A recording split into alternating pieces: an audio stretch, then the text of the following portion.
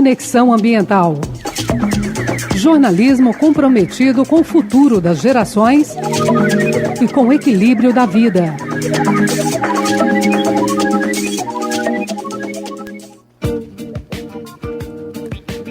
Bom dia, Goiânia, bom dia, Goiás, bom dia, Brasil. Uma ótima manhã para você que sintoniza a Rádio Brasil Central pelas ondas curtas, Rádio Brasil Central, médias e tropicais em todo lugar do Brasil e do mundo. E uma ótima manhã também para você que nos ouve pela internet no www.radiobrasilcentral.com.br. Sejam bem-vindos e bem-vindas a mais um programa Conexão Ambiental. Hoje, 17 de fevereiro de 2017. Solta o bicho! Alô, comunidade! Canta! Canta! Canta, Imperatriz! Brasil! Salve o verde do Xingu, oi, a esperança, a semente do amanhã, herança, o clamor da natureza! A nossa voz vai ecoar! Preserva! Salve o verde do Xingu, oi, a esperança, a semente do amanhã! Olha só, aproveitando aí o clima de carnaval que o Brasil já vive, né?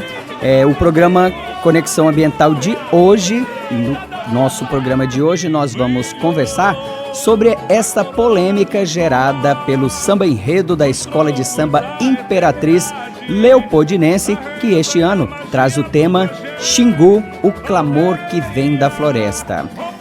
Então, a música, né, a letra é uma homenagem à luta pela preservação da floresta e da cultura indígena e fará parte das apresentações de Carnaval de 2017 lá no Rio de Janeiro, na Marquês de Sapucaí. Instituições ligadas ao agronegócio reclamaram que a letra é uma crítica ao agronegócio, ao modelo de agronegócio brasileiro. Inclusive, o senador por Goiás, Ronaldo Caiado, chegou a pedir a instalação de uma CPI para investigar o financiamento da escola.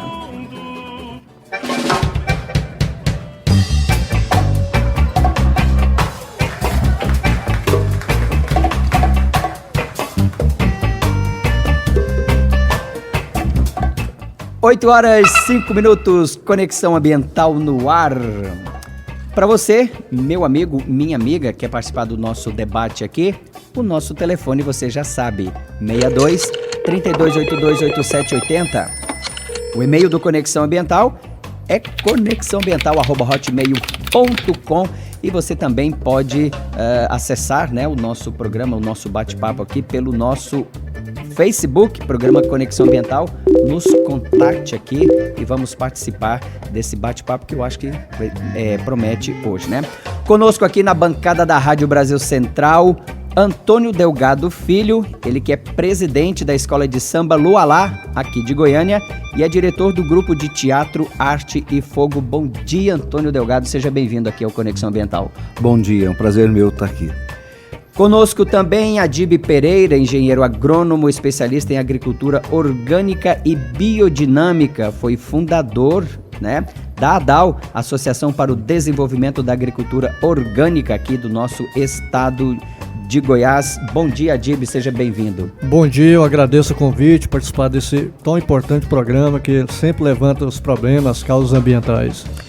Pois é, e ainda aguardamos, né, outro convidado aqui, mas vamos tocando o nosso programa porque o assunto de hoje promete aqui no nosso Conexão Ambiental. Olha só, gente, quando saiu, né, o tema do samba enredo da Imperatriz Leopoldinense, houve realmente essa polêmica, né, em relação ao tema. E eu vou começar aqui com o Delgado, né, que é presidente da Escola de Samba Lualá, aqui de Goiânia. O Delgado, o presidente da Imperatriz, o Luiz Pacheco, lembrou que no ano passado o tema da escola, né, da Imperatriz foi Universo Rural, né? Foi inclusive uma homenagem ao Zezé de Camargo e Luciano, se eu não me engano. Fez-se uma homenagem à questão da agricultura, à importância, né, da produção agrícola feita aqui em Goiás, né? Um celeiro de de produção agropecuária. Enfim, e a escola, como promotora de arte e cultura, escolhe aí os temas para o desfile sem ter que abraçar causas, né, realmente. A reclamação em torno aí dessa suposta crítica ao agronegócio, na sua opinião, foi exagerada ou não? Olha, eu acho que primeiramente foi exagerado. Quando você mexe com cultura, com arte em geral, até um samba enredo, você cria algumas polêmicas. Às vezes, uma vírgula vira uma grande dor de cabeça para quem está criando a arte e para quem está escutando. Como a arte é livre, e o samba enredo é livre das escolas de samba, tanto assim eu não sei por que questionar isso, que fala muito mais das usinas aqui do que do agronegócio. Eles fazem um trocadilho com o nome da usina que foi construída lá no Xingu. A Belo Monte. A Belo Monte. Exatamente. Quer dizer, então não se fala aqui, se você ler a letra toda, sobre a agricultura, mas como a região já vem uma briga muito grande da demarcação de reserva indígena com os fazendeiros, aquela região do Mato Grosso ali toda, ultimamente, algumas fazendas foram desapropriadas para eles pegaram isso para levantar um questionamento que não está na letra, que nem que a escola pretende colocar isso. Se você lê o enredo da escola, não se fala isso. Exatamente. E é essa agricultura que vem há mais de séculos, destruindo para poder produzir em nome de uma colheita gigante, e se pensa às vezes só de fazer, por exemplo, eu vou pegar um exemplo agora, eu estive nessa região lá, que é Santa Terezinha, a Ilha do Bananal, que é a região toda, você sai daqui de Goiás, passa 3 estados, Goiás, Tocantins, Mato Grosso, entendeu? E o Pará, só soja plantada, quer dizer, isto não é uma destruição também da natureza? Você não tem nenhum critério dessas plantações? Quer dizer, eu não sou contra plantar soja, não, muito pelo contrário. Mas tem que rever esse sistema nosso de agricultura também. Foi até legal o Ronaldo levantar isso, que se levanta um questionamento nacional e uma discussão. Acho que é legal a CPI para discutir como está sendo feita a plantação no Brasil hoje. Exatamente, que não fique em cima, né, apenas do tema que ele acha que é relevante discutir, mas que a gente amplie, né, de forma democrática esse debate, né? Por isso, nós do Conexão Ambiental resolvemos, né, estamos nas portas do Carnaval aí, vamos chamar o tema, né, para a gente debater aqui esta suposta polêmica aí. Conosco aqui na bancada também, professor Dr. Marlos Castanheira, zootecnista, doutor em ciência animal e mestre em medicina veterinária, atua nos temas bioclimatologia, etologia e bem-estar animal, é coordenador do curso de zootecnia da PUC Goiás. Bom dia, professor Marlos, seja bem-vindo ao Conexão Ambiental. Bom dia, é um prazer estar aqui com vocês. Professor Marlos, já aproveitando aí essa bola que o Delgado levantou, né, que a cultura, né, tem a sua liberdade de expressão, tem que ter. Alguém pode dizer que muitas vezes, algumas vezes, se extrapola à medida aí que as pessoas, né, cada um tem o seu filtro, tem as suas, o seu modo de ver, as suas crenças, as suas filosofias, acha que a cultura extravasa, né, extrapola, mas enfim, o melhor de tudo isso é a gente ter um ambiente onde a gente possa discutir e debater como é essa suposta, eu estou chamando de suposta polêmica, né? Eu quero que vocês me ajudem também a dizer realmente é uma polêmica ou não, essa bola que a Imperatriz levantou, se realmente ela está fazendo uma crítica ao agronegócio ou não, dado aí a letra, como o próprio Delgado colocou aqui na opinião dele, não se fala assim abertamente, não está abertamente, mas fala de problemas ambientais que nós convivemos diariamente, né, aqui. Sim, sim. Eu acho bastante interessante, uma vez que a cultura, como o colega colocou, ela é bem dinâmica, ela é livre, porém, nós que somos formadores de opinião, eu acredito que temos que ser bem informados à medida de, quando colocamos isso num papel, colocamos isso num documento, devemos esclarecer muito bem para que não haja essa duplicidade de pontos de vista, né? Porque uma vez colocado de uma forma equivocada, pode gerar esse tumulto que se gerou em volta desse tema, né, que muitas vezes, por desinformação ou por uma informação de uma mídia geral, não se teve o cuidado em zelar para que para que partes da sociedade não se sentissem um pouco agredidas. E vamos combinar, né? A nossa mídia adora um foguetório, né? Um princípio de incêndio aí para levantar suas polêmicas e garantir aí os seus, né? O seu ibope. Adib Pereira, Adib, em meio aí a essa polêmica, existe uma disputa, sim, secular de terras no Brasil. A gente sabe, o Brasil começou por grandes latifúndios, né? As capitanias hereditárias, né? Se a gente concorda ou não que eram latifúndios, mas enfim. Com problemas, né? Logo depois, muitos problemas de demarcação. Olha aí, 1850 foi a primeira lei de terras no Brasil, né? E onde surgiram aí as grandes propriedades, né? Os grandes latifúndios no Brasil, né? E não por menos existe sim uma crítica ao modelo de agronegócio, não ao agronegócio em si, mas o modelo, a forma como foi se implantado este modelo de agronegócio aqui no Brasil. Bem, essa questão da letra aí, para nós não é nem novidade, né? Porque nós convivemos com isso o tempo todo. Nós, nas lutas da agricultura orgânica, agroecológica, nós estamos deparando com esses debates constantemente.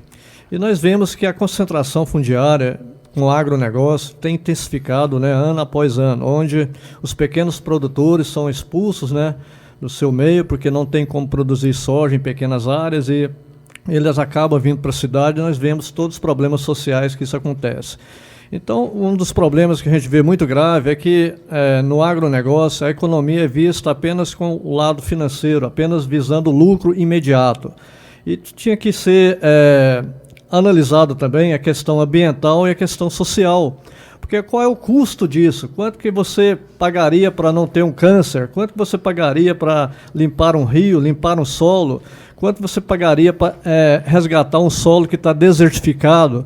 Então, tudo isso são custos que não são inseridos nessa economia. A questão social, a questão do desemprego no campo, essa concentração fundiária. Então, são aspectos que tinham que ser mais analisados e inseridos nesse contexto da economia, dentro do agronegócio. Você falou uma coisa aí muito interessante, essa questão social. O professor Marlos, lembrando aí que o Nordeste entra 2017 no seu 6º ano de seca, né? Uma seca, né, que já vai ficar na história como uma das mais longas aí.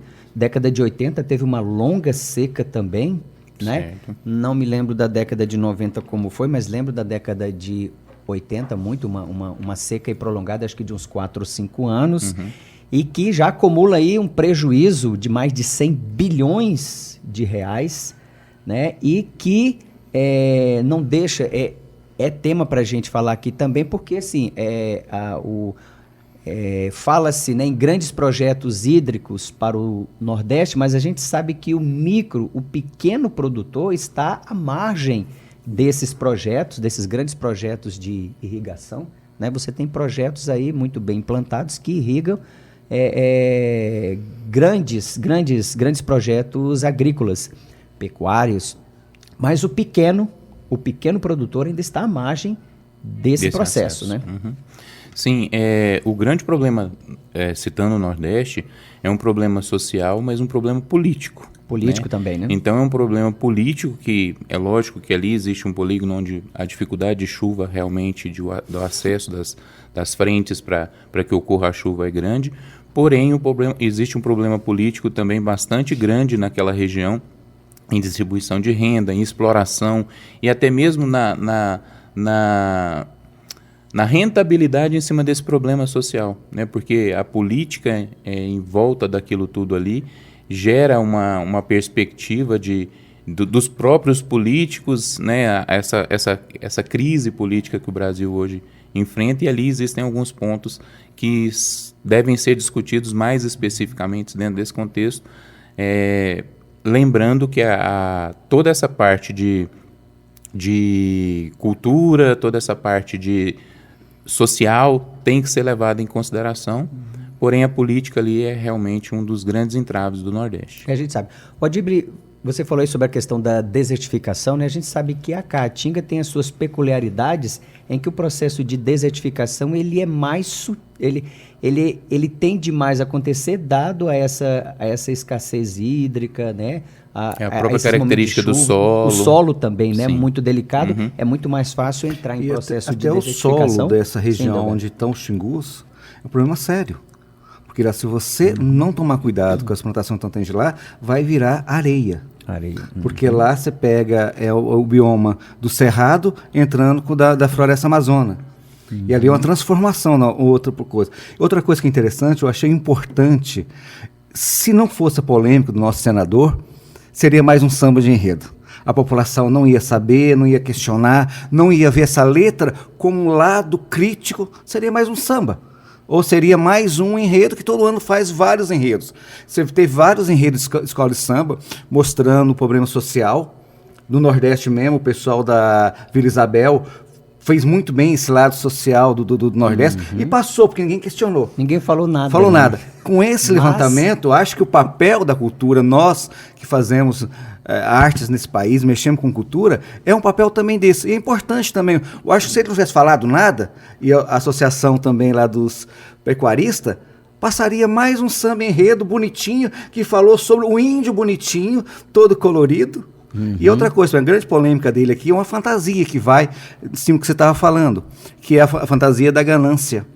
Que é vários olhos, vários braços e queimando tudo atrás. Quer dizer, então isso que é o papel da escola de samba. E ela está cumprindo o papel dela já com essa polêmica. Graças a Deus que o senador levantou essa polêmica. E, inclusive, proporcionou nós estarmos aqui debatendo esse tema, falando aí para todo o Brasil, né? Lembrando aí que a Rádio Brasil Central, né, transmite ondas tropicais, ondas médias, curtas. Estamos falando para todo o Brasil, estamos falando para a Grande Goiânia, através da RBC FM também, né? Delgado, os temas, né, das escolas de samba, você já introduziu aí o assunto, né? Expõe aí problemas sociais, políticos, né? Econômicos também, né? Só para lembrar aí, o falecido carnavalesco Joãozinho 30 era um especialista aí em levantar algumas polêmicas, em tocar algumas feridas, né? Questões sociais, questões religiosas. Por exemplo, Cristo, né, que ele colocou na avenida, que depois a polêmica... Eu falei assim, a polêmica no carnaval é interessante. Você chama para um tema. Falando sobre... Quando proibiram ele de pôr o Cristo Redentor na avenida, ele cobriu ele de preto. Chamou muito mais atenção se fosse um Cristo. E ninguém falou nada do ano passado, se não me engano, ano passado, uma escola levou sobre Moisés. Como nenhuma igreja falou nada, foi mais um tema na avenida. Moisés, lá fizeram a abertura da bateria, que eram as ondas do mar, flutuaram sobre as águas. Ninguém falou nada. Se a igreja tivesse falado alguma coisa, tinha sido um carnaval marcado, Moisés. Foi mais um enredo. Então é interessante, às vezes, essa polêmica, alguém levantar alguma polêmica. A gente tinha ali, isso, Dilon Camargo, que era o radialista também, que sempre falava, olha, tudo que dá polêmica gera ibope e as pessoas questionam. Vamos ao nosso primeiro intervalo, daqui a pouco a gente volta aí com esse excelente bate-papo aqui no Conexão Ambiental. Conexão Ambiental.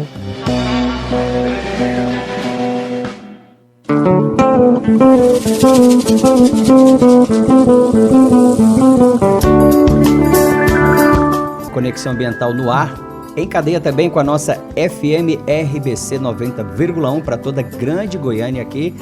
Hoje, debatendo aí esta polêmica, né, do samba enredo da Escola Imperatriz Leopoldinense. No caso aqui, o nosso tema aqui é o clamor que deu samba e polêmica em torno aí da letra da música da Escola Imperatriz, que este ano traz como tema Xingu, o clamor das matas. Olha só, o professor Marlos, pegamos esse dado aqui, numa matéria ontem, entre agosto de 2015, ano retrasado, e julho do ano passado, a Amazônia perdeu aí quase 8 mil quilômetros quadrados de floresta, o equivalente aí a 128 campos de futebol por hora de floresta derrubada. A gente faz essa, né, procura fazer essa comparação, olha só, 128 campos de futebol desmatado por hora entre junho de 2015 e julho de 2016. É muita coisa. Para quem conhece um campo de futebol, imagine aí 128 campos por hora derrubados neste período, né? Isso aí são dados do Instituto de Pesquisa Ambiental da Amazônia, o IPAM. Existe aí uma crítica ao modelo de agricultura do agronegócio quanto aí o uso de tecnologias mais avançadas que poderiam resultar em mais produtividade sem mais derrubadas de floresta, tanto para a agricultura quanto para a pecuária. Nós concordamos com isso? O senhor concorda com essa? Então, o grande problema que acontece hoje na pecuária, na produção de alimentos, é uma produção desorganizada por falta das políticas também sociais e públicas desse país. Uma pecuária sustentável hoje, ela seria um modelo mais adequado para uma reformulação desse agronegócio, né? Uma agricultura também sustentável. Hoje nós vemos que grandes blocos de terra estão na mão de pequenos em termos de quantidade de pessoas e, consequentemente, existe na Amazônia a exploração de madeira, existe na Amazônia a demanda por aumento de pastagem, aumento por área agricultável. É fato que hoje o agronegócio é uma vertente bastante grande no Brasil em termos de produção de PIB, né, mas não justifica esse desmatamento desordenado. O Brasil, dentro de poucos anos aí, de acordo com a FAO, vai passar a ser o nosso principal produtor de carne no mundo, né? Então, é uma produção necessária, visto que a população mundial cresce a cada dia, né, e precisa se alimentar essas pessoas, e também gerando conforto, gerando uma série de benefícios para toda essa população, não só brasileira como mundial, né, visto que somos grandes exportadores de carne nesse segmento. Então, hoje existe uma necessidade de criação de normativas, leis e fiscalização para uma melhor produção e uma produção mais organizada e sustentável. O grande produtor, o produtor do agronegócio, eu estou falando aí dos que produzem, né, milhares de hectares, tem uma resistência à tecnologia. Por que eu pergunto isso? Recentemente vi uma tecnologia desenvolvida lá pela Escola de Agronomia Gente, agora não me lembro aqui, vou falar. Que é um dispositivo que analisa a umidade do solo e ele controla de forma assim, excepcional a quantidade de água que o solo precisa, ou seja, economiza-se 30%, 40%, até 60% de água na irrigação. Ou seja, mas isto feito essa pesquisa feito em pequenas áreas, mas eu imagino assim, se você transporta essa tecnologia para grandes áreas, e nós temos aí uma crítica, né, a essa tecnologia dos pivôs, a gente andando aí norte e sul do país, a gente passando aí sol a pino e pivôs ligado. A gente sabe que a evaporação é muito grande, ou seja, é um dinheiro jogado, é um recurso hídrico jogado fora, porque a evaporação aí é o quê? 40%, 50% ou mais? Há uma resistência a tecnologias, porque isso significa investimento. Sim, o grande problema é o investimento e o retorno que esse produtor tem a curto, médio e longo prazo. Como eu disse, não existem políticas de subsídio a essa produção, mesmo para o grande produtor, os investimentos são altos e, consequentemente, a responsabilidade não é só política, né? Eu volto a afirmar, não é só político, o produtor tem a sua responsabilidade, mas esse produtor também não tem, nem o pequeno, nem o médio, nem o grande, não tem um aporte, né, financeiro para que haja investimento nessa tecnologia. E com isso, os grandes produtores de grandes áreas, pela própria facilidade em ter essa grande área, ele começa então a aumentar as suas fronteiras para maior produção. Desmatando. Né? Desmatando e, consequentemente, não reutilizando esse solo já desmatado de uma forma mais produtiva, vamos dizer dessa forma. Certo? Então, isso tudo teria que ser levado em consideração. Vamos voltar nesse assunto. Eu quero entrar no outro assunto aqui, inclusive com o Adib. Adib, no início do ano, né, inclusive nós divulgamos aqui esta notícia, essa triste notícia, uma mortandade de abelhas aconteceu aí numa única semana, né, no início, foi logo no início do ano mesmo, em janeiro. Na cidade de Porto Ferreira, em São Paulo, 136 colmeias foram dizimadas ao serem atingidas pela pulverização de um avião. Resultado aí, cerca de 10 milhões de abelhas mortas no espaço de uma única semana. O uso de agrotóxico aí é defendido, né, pela monocultura, embora pequenos produtores também façam uso e às vezes um uso indevido, errado, o que tem causado sérios problemas ao solo, às águas e também à saúde de quem utiliza de forma errada esses agrotóxicos. Bem, dentro desse grande pacote do agronegócio, né, máquinas pesadas, insumos agrícolas, tudo isso, transgênicos, os venenos, né, a gente nem chama de agrotóxico, é veneno realmente, vem dizimar toda a vida e acabar com a biodiversidade, tanto da flora como da fauna, e causando um sério desequilíbrio, né, para o planeta. Porque a Terra é um organismo vivo. Então, na medida que a gente começa a usar veneno, você vai esterilizando ela e vai diminuindo a produtividade, porque ali tem micro-organismos que disponibilizam os nutrientes para as plantas. Então, quanto menos organismo, mais adubo nós vamos ter que comprar, mais insumos químicos nós vamos ter que comprar. E quanto maior esse desequilíbrio, mais doenças, mais pragas vão aparecendo. E cada vez mais vamos ter que usar venenos mais fortes, porque vai ocorrendo uma seleção, os mais fortes vão ficando e você tem que usar mais veneno, mais concentração. Então há uma correlação muito negativa nesse aspecto, porque enquanto em 40 anos aumentou 700% o uso de venenos, né, a produtividade aumentou em torno de 3 vezes. A área tem aumentado muito maior, então esses problemas com veneno é muito sério, e a gente sabe que as grandes multinacionais, as grandes mídias, os bancos, é que patrocinam essa bancada ruralista que protege há mais de 40 anos com pesquisas, com subsídios. E nós estamos andando na contramão do mundo, ou seja, o Brasil poderia ser um maior produtor de orgânicos do mundo, e os países da Europa, da Ásia, estão querendo esse tipo de produto. Então, estamos trabalhando com uma tecnologia que não foi bem aprovada, que não foi assimilada na Europa, na Ásia, que é a questão dos transgênicos. Então, nós estamos usando tecnologias que vai contra a sustentabilidade, que só prejudica a saúde do planeta. Então, acho que nós deveríamos analisar esses aspectos, porque pequenas pesquisas que estão surgindo na área da agricultura sustentável já provam que a produtividade é igual e a longo prazo maior do que essa do agronegócio.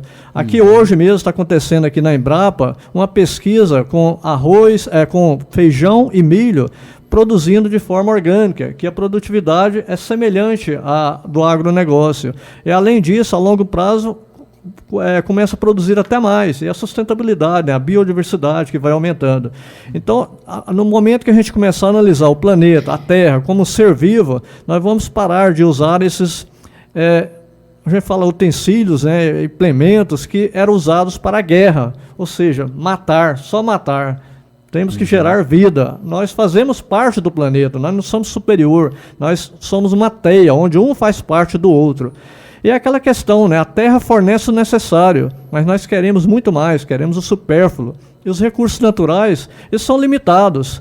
A terra não é um supermercado que a gente vai lá pegando, não é uma indústria que produz, ela é limitada, né? Os recursos não são infinitos, né? Então nós temos que analisar essa questão do consumismo, do consumo, ou seja, consumo tem que ter uma necessidade, mas o consumismo é que está exagerado demais. Todos esses aspectos devem ser levantados. Produzir, visamos apenas lucros, sem ver a qualidade do que está sendo produzido, vamos pensar um pouco sobre isso. Só lembrando aí que essa questão da pulverização de agrotóxico por avião, há um debate, né, no Congresso Nacional, um projeto de lei que visa proibir, né, a pulverização por avião, né, dado aí a problemas. Inclusive, acho que foi o ano retrasado, né, houve um caso aqui em Goiás, né, de uma pulverização que aconteceu errada e caiu em cima de um assentamento. Lucas do Rio Verde. Lucas do Rio Verde, exatamente. Um colégio também, se eu não me engano. Um colégio de crianças, né? Eu lembro que nós entrevistamos o advogado que está cuidando desse caso, né? Você imagina aí levar um banho de agrotóxico, gente, realmente, né? É problemático, né? Pelo menos se proibindo, começar a proibir essa pulverização por avião, porque, por exemplo, o avião levanta, o vento está de um jeito, né? Depois ele pode mudar. Esse vento pode mudar, enfim, né? O Delgado, eu quero voltar aqui a um assunto. Aliás, eu quero que a gente ouça aqui um pedaço, um trecho do samba enredo da Imperatriz, que inclusive foi citado pelo senador Ronaldo Caiado, né? Que eu acho que é onde gerou aí toda essa polêmica. Eu vou pedir aqui pro Ricardinho soltar. Ô, Ricardinho, solta para nós esse trecho, pra gente ouvir aqui.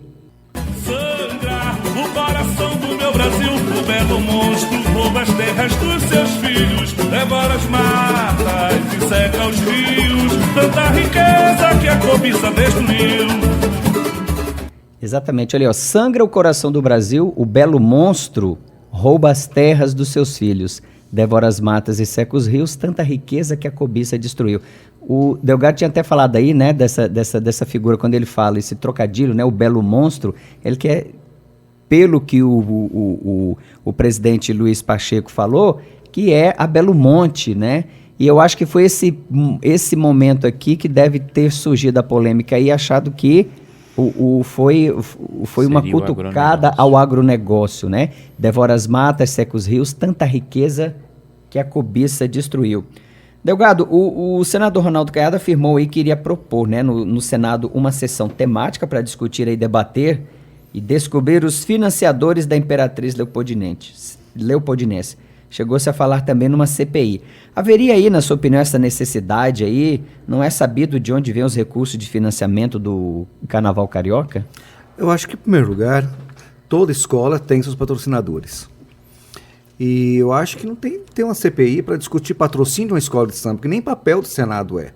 Mas sim para discutir realmente o que está sendo feito com os povos indígenas. Como está sendo feito esse agronegócio no país. Eu acho que aí daria. Eu acho que nessa música, eu acho que essa frase, ela não importa muito, mas é que está mais embaixo na música, quando fala que eles têm que lutar pelas suas terras. Eu acho que isso incomoda muito mais eles, essa forma. Porque a região daquela região ali do norte do Mato Grosso, sul do Mato Grosso e o norte do Pará, ali o sul do Pará e o norte do Mato Grosso, muitas fazendas foram desapropriadas. Na Confresa mesmo, se você pegar lá hoje, até a própria cidade de Confresa, você não tira uma escritura lá porque está dentro de reserva indígena. E ali tinha uma fazenda imensa lá que plantava cana-de-açúcar, tinha uma usina de cana-de-açúcar lá que fazia um punhado de coisa. Quer dizer, então a música levanta uma polêmica muito maior, que é a demarcação de terra indígena. Que muitos séculos passaram aí debaixo de um pano que não foram demarcados até hoje. Tem muita reserva para ser demarcada. Que, aliás, o grande questionamento hoje... Que, aliás, pressão aí da bancada ruralista para que esse dispositivo de demarcação, né, a demarcação em si não, mas a outorga da terra não seja mais feita pela FUNAI, não seja mais feita pelo governo federal, mas que o Congresso Nacional é que tenha essa incumbência. E aí a gente sabe, né, a gente tem o quê? No Congresso Nacional, se você for levantar aí, 70%, 80% dos parlamentares são grandes empresários, sejam de empresas, sejam da indústria, seja na pecuária, seja na agricultura. Então há aí uma questão de interesse muito grande envolvida nisso aí, né? Lógico. E outra coisa, você vive no Congresso Nacional de bancada. É bancada evangélica, é bancada da bola, é bancada, não sei, da Bíblia, bancada da terra, bancada um punhado de coisa. E essas bancadas, quando eles precisam de interesses pessoais, eles se unem. Quando eles não estão lá, praticamente, para discutir um país melhor. Um país, igual ele falou, que é muito bonito. A gente vive num país que tem vida. Lá eles estão preocupados no lucro que vão ter amanhã, até no projeto de lei que eles vão aprovar. Quer dizer, então o lobby é muito grande, pecuarista lá dentro. Não sou contra, eu concordo com ele, a gente poderia se tornar hoje o país... além disso também, pegando meu lado também da cultura também, por que não faz um debate para discutir a cultura do país também? Que o senador não chama de debate para ver o subsídio da cultura. Porque eu acho que é muito importante, hoje nós da cultura, levar esse debate para a sociedade. Que a gente vê na televisão, essa semana mesmo, a Rede Globo soltou uma está fazendo uma chamada sobre o agronegócio, que é lindo. Um pôr do sol lindíssimo sobre a plantação de soja. Uns caras lindos e maravilhosos, trabalhando aquelas máquinas super modernas, os caminhões lotados de grão caindo em cima. Então, isso que passa para a população, como que no Brasil vive hoje, em função do agronegócio. igual ele fala, a economia brasileira precisa do agronegócio, mas a gente não vende para lá, a gente vende grão pronto, que vai para lá, eles transformam em produto e volta para a gente mais caro, para a gente consumir. Quer dizer, esse círculo tem que começar a ser discutido. Então, agora, sobre o enredo, eu acho que essa música, ela atrapalha muito mais, quando eu falo, um índio que luta pela sua terra, é muito mais perigoso para ele do que essa frase lá em cima. Uhum. Ok, vamos a mais um intervalo, 8h39, e daqui a pouco a gente volta com o Conexão Ambiental. RBC FM, Rádio Brasil Central. O Aedes aegypti não é brincadeira. Ou você leva o mosquito a sério, ou ele pega você. Seja responsável, não brinque com o perigo. Mantenha vasos, calhas e quintal limpos, sem acúmulo de água. Só assim você evita a dengue, zika e chikungunya. Uma campanha do Sistema Brasil Central de Rádio. Conexão Ambiental.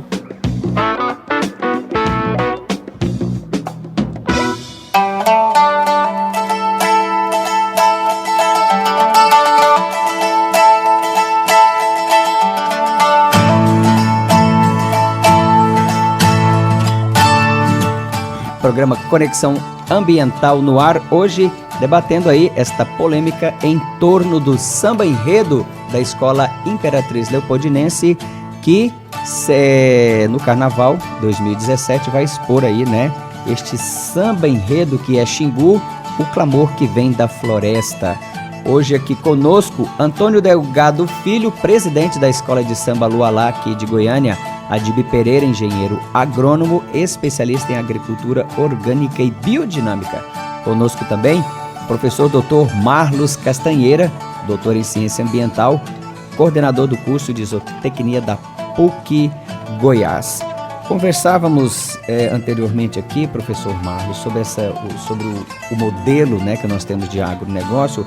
Em contraposição a esse modelo, recentemente no ano passado nós conversamos aqui sobre um outro modelo de agricultura e pecuária que me chamou muita atenção, fui estudar para ver, achei belíssimo, que é a agricultura sintrópica e recebe outros nomes também. Eu vi ali o exemplo da Fazenda da Toca, que é inclusive do filho do ex-dono do Pão de Açúcar, o Paulo Diniz, lembrei eu, o filho do Abílio Diniz, o Paulo Diniz, a Fazenda da Toca. Fiquei maravilhado de ver essa experiência, e aí conheci também a experiência daquele holandês que lançou essa ideia aqui no Brasil e no mundo, que é o da agricultura sintrópica, aonde se planta tudo, no caso da Fazenda da Toca ali, uma grande fazenda, se produz em alta escala, mantendo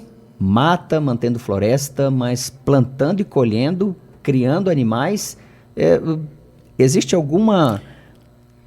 problema, existe uma dificuldade, o professor, em a gente se adotar essa... É a questão da agricultura sustentável, né? O que eu tinha que dito... o Adib falava aqui. Eu disse no começo que é uma reestruturação que devemos passar, né, esse agronegócio, e deve ser incentivada essa forma de produção. É lógico que hoje necessitamos produzir em larga escala para suprir as necessidades das populações, mas também temos que visar o outro lado, que é o lado ambiental, da preservação. Sem dúvida alguma, é um viés que tem que ser levado em consideração, tanto na agricultura quanto na pecuária. Porque, afinal de contas, doutor, só interrompendo o senhor, o mesmo agronegócio, ele precisa de água, ele precisa de terra fértil, né? Precisa de chuva, né? Mas esse modelo, quando desmata, né? E às vezes desmata, inclusive as matas ciliares aí, né? Nós vemos o trabalho aí do delegado Luziano aqui no estado de Goiás, fazendo recuperação de nascentes, um trabalho belíssimo, né? Sim. Sem grande esforço. A única coisa que ele faz é pedir aos proprietários que cerque né? As nascentes, nada as veredas mais, de água. não precisa plantar, não precisa mexer nada. A própria natureza dá conta do recado ali, né? Ela se refaz. E ela se refaz sem grande esforço. Imagine se usar tecnologia e o conhecimento adquirido que nós temos aí, né? Faculdades, né? Cursos. Sim, hoje a Embrapa tem a própria Embrapa pesquisas em cima de tudo isso aí, né? As próprias universidades também, os cursos de agronomia, os cursos de zootecnia, medicina veterinária, tem bons profissionais que podem, sem dúvida alguma, dar suporte a essas tecnologias para melhoria tanto da produção quanto a melhoria ambiental. Porque é um viés que tem que ser, como eu já disse antes, é um viés que tem que ser levado em consideração, né? Uma vez que a produção é necessária, uma vez que existe uma população que cresce a cada dia, né? E, consequentemente, essa população tem que ser alimentada, até mesmo para melhoria de condição de vida dessa população. Eu não digo só brasileiro, eu digo mundial, né? Mas tem que ser levado também em consideração, sem dúvida nenhuma, toda essa questão ecológica. Porque se começarmos a destruir, a poluir, né, e continuarmos com essa poluição, sem dúvida alguma, em algum momento tudo isso vai estagnar. Então, isso tem que ser levado em consideração também. Aliás, previsão aí, né? Nós estamos com 7 bilhões. Previsão para os próximos 30 anos é que nós cheguemos aí a 9 bilhões, como o senhor falou mesmo, professor Marlos, precisa de alimentar, embora nós temos aí um problema sério, já discutimos isso aqui, entre 25% e 30% da produção se perde entre uma outra questão. A produção, transporte, até armazenamento, até chegar às nossas mesas. É muito grão, é muita comida jogada fora, 30%, um terço da produção mundial, né? Falando de modo grosso, né? E 9 bilhões de bocas realmente requer uma agricultura pensada, provavelmente nos moldes que nós ainda não temos, né? Eu estava tentando lembrar o nome, não consegui, joguei aqui na internet aqui, Ernest Gost, né? Foi quem, se não inventou, mas popularizou essa ideia, né, da agricultura sintrópica, né? Lembro aqui, só para lembrar o nosso ouvinte, uma terra em que ele adquiriu na Bahia, se não me engano, 1.500 hectares, que era totalmente devastado. Há 30 anos atrás. Com esse trabalho, a fazenda é só floresta, se colhe de tudo, se implanta de tudo, né?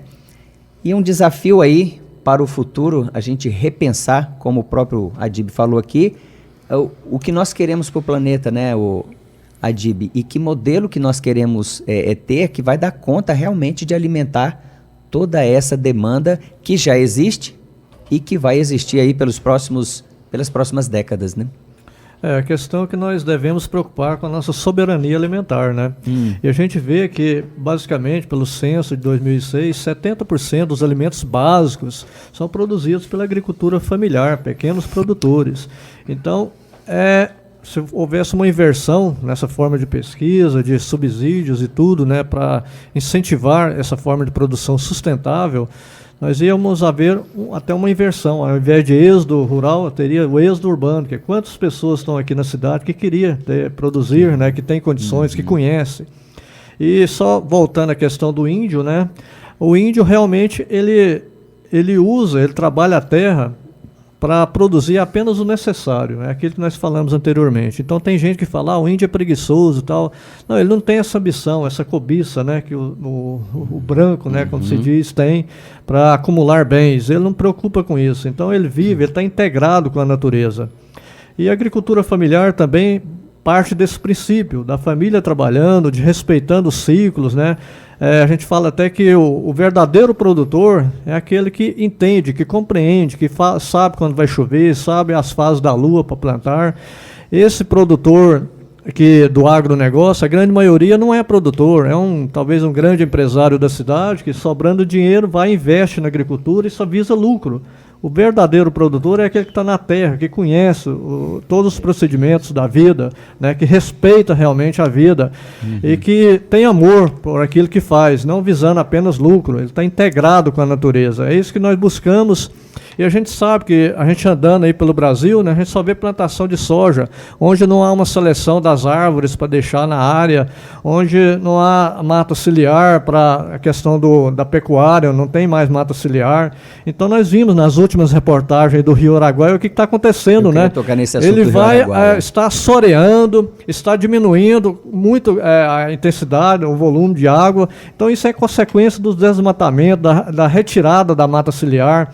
Então chove, a água escorre imediatamente, levando a fertilidade do solo, levando a areia, tudo, e vai acabando com o rio. Então, ou nós fazemos isso agora, ou então será muito tarde. Não é questão de modismo, de idealismo, não. É questão de prevenção. O planeta, os recursos naturais são limitados. Então nós temos que pensar numa forma de termos essa soberania alimentar e produzirmos de forma sustentável e com qualidade, antes que seja tarde demais. A Dib lembrou bem aqui a questão do Rio Araguaia, né? Recentemente aí teve uma série de matérias, né, que a TV Anhanguera produziu sobre a situação do Rio Araguaia, né? O professor Marlos, eu queria que o senhor me ajudasse nessa avaliação, nessa análise, né? E nós fizemos num programa aqui uma comparação, parece que assim, o que acontece ao Rio São Francisco está acontecendo ao Rio Araguaia, né? Que é a perda de volume de água, porque os seus outros pequenos rios que abastecem estão secos, e eu peço sempre para os meus amigos, colegas, né, que viajam aí pelo norte-sul do estado, que fotografem os rios, né, os pequenos rios que abastecem o Araguaia, e a gente está vendo leitos totalmente secos, né, é só areia, né, e isso é delicado. A falta de mata ciliar também, né, preocupa. Se a mudança climática é ou não, ou em que grau, né, é causada pelo homem, mas ela está aí, presente, o clima está mudando, e o nosso maior rio, o que nós temos aqui, que é o Araguaia, está aí numa crise sem precedentes, professor. Sim. Hoje a gente vê que a exploração das regiões em volta do rio aumentaram, né, e sem dúvida nenhuma tem que se reformular os critérios de utilização, desde a outorga d'água naquela região, para a própria irrigação, as áreas de pastagens que são utilizadas para a produção de bovinos. Isso tudo tem que ser repensado e ser reestruturado, com manejos adequados. Porque muitas vezes a exploração intensa daquelas áreas não subsidia um manejo adequado daquele solo, daquele ecossistema. E isso tudo tem que ser repensado, porque, sem dúvida alguma, onde se explora e não se repensa a ecologia daquele ambiente, a exaustão, em algum momento, ela chega como ela vem chegando, e você está relatando do rio. E nós perdemos o Rio Araguaia aqui, uma coisa... Sem dúvida nenhuma, desastrosa. Desastrosa, né? Para nós, hoje, perder a mata amazônica em regimes de chuva é um desastre tremendo, porque as nossas frentes de chuva na região de Goiás vêm da Amazônia. Né? Então, toda essa retirada dessa mata da região Amazônia, aumenta-se o desmatamento naquela região, consequentemente isso modifica todo o nosso regime de chuva aqui no centro-oeste. Estamos tão distantes, mas sem dúvida nenhuma são essas frentes, a frente fria que vem do sul, que influencia essa entrada dessa umidade que vem lá do norte. Isso tudo influencia o nosso regime de chuva regional aqui no estado de Goiás. E sem dúvida nenhuma, se a gente não tiver esse cuidado nacional, nós vamos estar sendo prejudicados. Ou seja, não tem como tocar numa nascente, num rio, sem que isso reverbere, isso repercute longe, né? Sim, sem dúvida alguma. Ainda mais mexendo numa floresta amazônica, não é um problema pontual só nosso, só de Goiás, não, é um problema nacional. Nacional, né? Delgado, o tempo de desfile de uma escola de samba lá na Marquês de Sapucaí são 90 minutos, né? 90 minutos. Ou seja, eu acho interessante, assim, não quero perder o desfile, posso perder outros, mas o da Imperatriz eu quero assistir, por quê? Porque, assim, os comentaristas analisam tudo, né? Avaliam tudo, inclusive o samba enredo é motivo também de avaliação, de análises, né? Vai ser interessante a gente ouvir, né, esses comentários dentro da Rede Globo em nível nacional, né? Internacional também. Olha, eu não sei se a Rede Globo vai usar a polêmica para falar, porque, queira ou não queira, não sei se ela vai querer comprar essa polêmica. Se ela comprar, vai ser muito bom, né? Se ela começar a questionar, se algum carnavalesco estiver lá e começar a questionar o papel do Ronaldo Caiado nessa história toda, que eu acho que ele ajudou muito mais a escola, que eu acho que nesse sentido. Mas voltando a uma coisa que é interessante, hoje a gente vê no mundo, ou em Goiânia, em Goiás, e no Brasil, está muito se falando em reforma. Reforma da Previdência, reforma tributária, reforma do que. Mas a gente não vê aí no Congresso discutir reforma humanitária, reforma do ser humano. Porque todos os fatores que estão discutindo sobre a natureza, as coisas todas, vem do lado cultural também. Correto. Isso já está no Brasil desde o tempo. Fui agora a Foz de Iguaçu, eu vi um documentário sobre um cara que veio para tomar conta daquela região espanhol, que fez um trabalho muito bonito com os índios, com as missões, entendeu? Seria outra visão de cultura que a gente teria hoje, outra visão de ser humano que a gente teria hoje, entendeu? E foi tudo destruído em nome do Império Português, do Império Espanhol, com medo de se tornar uma república Guarani forte. Hoje a gente estaria falando Guarani aqui, não o português ou o espanhol. Quer dizer, então você vê todo um trabalho de cultura. Quer dizer, isso a gente tem que começar a pensar na escola também. Eu acho que esse tema tem que começar a ser discutido na escola, desde que a criança está num prézinho lá, começa a discutir a formação dessa criança. Porque é ela que vai modificar esse mundo. Se nós queremos um país diferente, uma Goiânia diferente, um Goiás diferente, né, um mundo diferente, a escola... Por exemplo, minha preocupação maior como teatro também é trabalho de sistema. Quer dizer, nós temos muito trabalho, peça infantil, sobre o cerrado. Porque o que a criança aprende hoje? Você pega um livro, nosso tem o quê? Girafa, tem leão, tem um punhado de animais africanos. Rinoceronte. E você não tem um livro na escola que tem uma anta, que tem uma capivara, um lobo-guará, sabe? Então, acho que até os nossos métodos de ensino tem que ser mudado. E eu acho que o meio ambiente tem que começar a ser discutido na escola também. Os livros trazer algumas coisas mais palpáveis, porque a gente tem um ditado no grupo e na escola de samba também, aquilo que você não conhece, você não preserva. Exatamente. Ano passado eu tive a surpresa de fotografar um urutau aqui dentro aqui nessa área verde aqui da Agência Brasil Central, né, onde está a Rádio Brasil Central, TBC, enfim. E ele estava em cima de um toco que era parecido com a plumagem dele. Mas eu, assim, como eu lido minimamente com a questão ambiental, vejo fotos de animais e tal, acho magnífico, né, lindo a história do urutau. Tô passando de carro na entrada aqui da rádio, vejo que a madeira termina e tem uma continuação ali. Quando eu olho um urutau, eu falei, gente, parei o carro rapidamente, peguei meu celular e tirei uma foto. É isso assim, isso que você falou, né? Quando não se conhece, né? E as pessoas não conhecem, assim, tem dificuldade de reconhecer uma ave que é do cerrado, um animal. Cachorro do mato. O cachorro do mato. O próprio lobo-guará é muito conhecido, é quase que um... É igual um exemplo, o nosso índio. Dia do índio na escola é comemorada como? Os meninos vestidos tudo de Apache. O índio norte-americano. Quer dizer, o que a gente tem, o que é vendido pra gente, essa cultura que é vendida pra gente, pra criança, desde pequeno, por isso que ela fala, quando ela fala sobre o índio, alguma coisa, fala, é preguiçoso, não trabalha. A gente nem sabia, muita criança fala, a gente tem índio no Brasil, bonitinho é aquele que passa na televisão, aquele que está lá, aquele que é vendido pra gente. Né? Que a roupa toda é feita de couro, que é diferente do nosso índio, as pinturas são outras, que as duas manchinhas, coisa, e a peninha na cabeça, peguinha, que é vendido. Quer dizer, então, acho que esse fator tem que começar a se pensar nessa mudança no próprio ensino brasileiro, entendeu? E se você começar a discutir, você vai ter... Eu tenho um exemplo legal lá em Vila Rica, Mato Grosso, que meu irmão tem uma terra lá que ele produz, é que os filhos de muitos agricultores estão indo para a universidade formando e voltando para a terra de novo com a nova mentalidade. Eu acho que isso tem que ser mais investido no Brasil.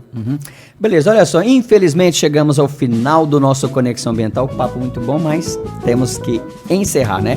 Quero agradecer muito aqui a presença dos nossos debatedores, Antônio Delgado Filho, presidente da Escola de Samba Lualá aqui de Goiânia e diretor do Grupo de Teatro Arte e Fogo. Obrigado, Antônio Delgado. Opa, obrigado. Eu que agradeço, tá? Tudo de bom.